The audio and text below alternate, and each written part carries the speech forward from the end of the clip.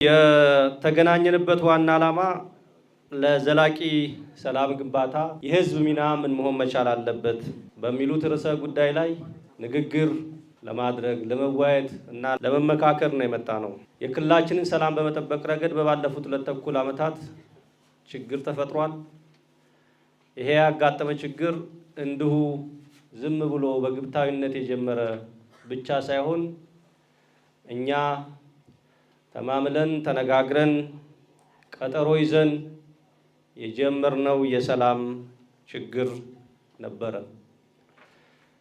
ይሄ በአንዳንዱ ቦታ የሰላም ባህል ግንባታ ችግር የነበረበት መሆኑ ያ ማለት ሆን ብለው ግጭትን፣ ሁከትን፣ ብጥብጥን የሚስቡ ለሁከት ለብጥብጥ እና ለጦርነት አስተዋጽኦ የሚያደርጉ አመለካከቶችንና ድርጊቶችን የሚተገብሩ አካባቢዎች ስለነበሩ ችግሩ ከተጀመረ በኋላ ያስከተለው ጉዳት ከፍ እንዲል አድርጎታል። ስለሆነም ይሄ ችግር አሁንም ከዚህ በላይ እየሰፋ እንዳይሄድ በዋናነት የችግሩ መነሻ የሆኑ ታሳቢ ችግሮችን የችግሩ መነሻ ናቸው ተብለው የሚባሉ እውነተኛ ችግሮችን ለይተን በመፍታት ረገድ የሚጠበቅብንን ሁለንተናዊ ስክነት ታማኝነትና ታጋሽነት ማሟላት በዚህ ረገድ የጎደሉን ነገሮች በትክክል አንስተን መወያየት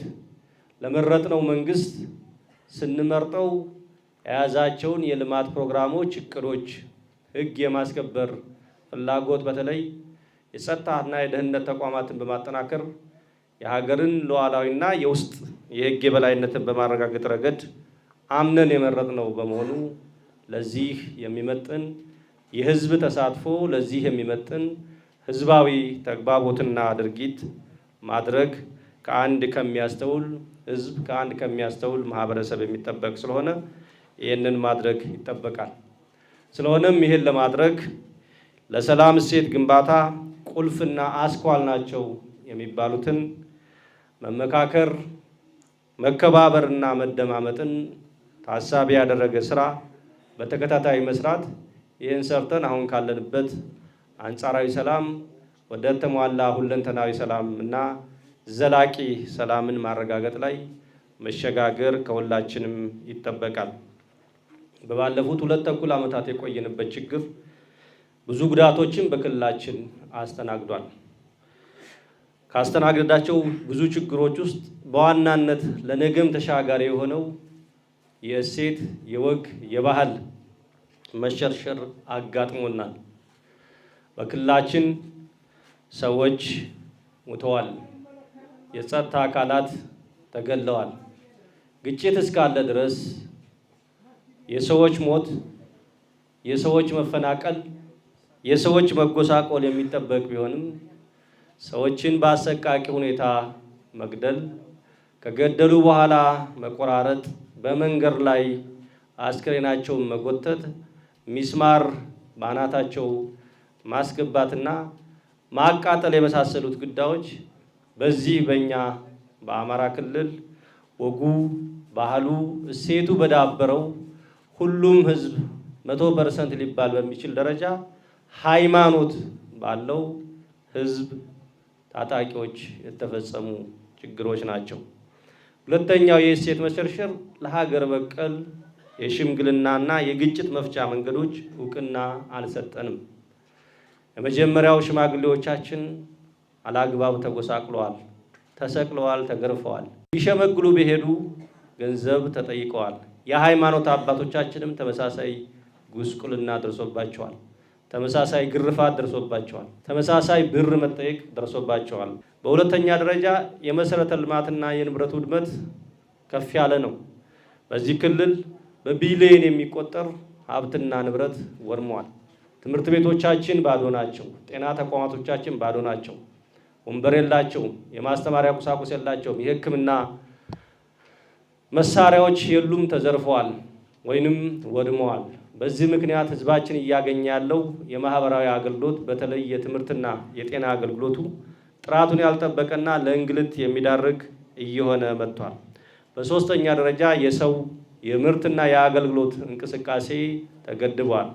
የሰው የምርትና የአገልግሎት እንቅስቃሴ ከተገደበ የኢኮኖሚ መሳለጥና ቅልጥፍና አይኖርም። የሰዎች ማህበራዊ ጉዳያቸውን የሚከውኑበት ነፃ ጊዜ፣ ነፃ ከግጭት ነፃ የሆነ እንቅስቃሴ አይኖራቸውም።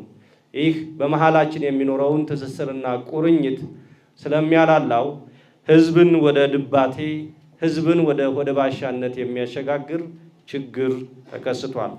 በአራተኛ ደረጃ የሰብአዊ ልማት ስብራት ደርሶብናል።